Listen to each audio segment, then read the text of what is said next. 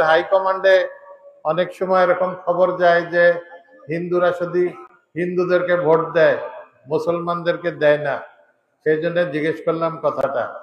আপনারা তো দুই হাত তুলে বলেন, দুই হাত তুলে, আরে সবাই বলেন, মা বোনেরা সব বলেন।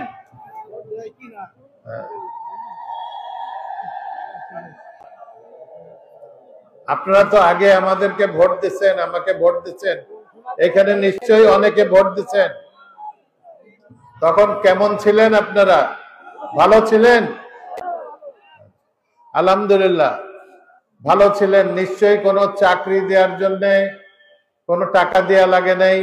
আমাকে কোনো টাকা দেয়া লাগছে চাকরির জন্য?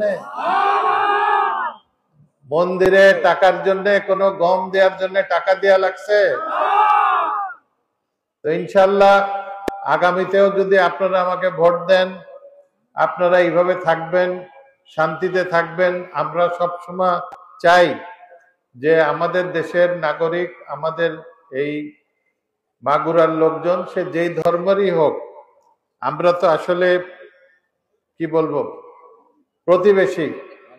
হয়তো আমি এক ধর্মে বিশ্বাস করি, আপনারা আর এক ধর্মে বিশ্বাস করেন, কিন্তু আমরা ওই একই জিনিস খাই, একই জিনিস পড়ি, একই মাঠে যাই জমি চাষ করতে, একই স্কুল কলেজে পড়ি, একই হাট বাজারে যাই।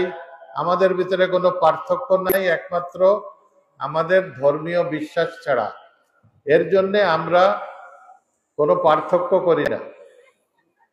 আমরা সবসময় মানুষকে মূল্যায়ন করার চেষ্টা করি মানুষ হিসাবে।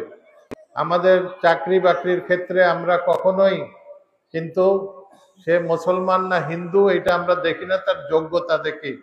এই যে আগে বক্তৃতা দিয়ে গেল গোবিন্দ না, হ্যাঁ গোবিন্দ শাহ, সে আমাদের সময় তাকে যে কলেজে চাকরি দেওয়া হয়েছিল, এখন সে কলেজের প্রিন্সিপাল। এরকম অনেক আছে। আমরা ধর্মটা দেখি না। আমি বিশেষ করে মনে করি যে আমার যদি যোগ্যতা থাকতো, পৃথিবীর অনেক দেশে এই যখন ওই যে বায়োডাটা দেয় সেখানে কোনো ধর্মর থাকে না, ধর্ম লেখার জায়গা থাকে না। এবং মেয়েদের ক্ষেত্রে বিবাহিত না অবিবাহিত এইটাও থাকে না। আমি মনে করি আমাদের দেশেও আইন করে এগুলো করা উচিত, যে সে তার ধর্ম কি এটা রাষ্ট্র বা যে চাকরি দিবে তার জানার কোনো প্রয়োজন নেই যে তার ধর্ম কি। সে মানুষ, সেই হিসাবে তার যোগ্যতা থাকলে সে চাকরি পাবে। মহিলাদের ক্ষেত্রেও সে বিবাহিত না অবিবাহিত এইটা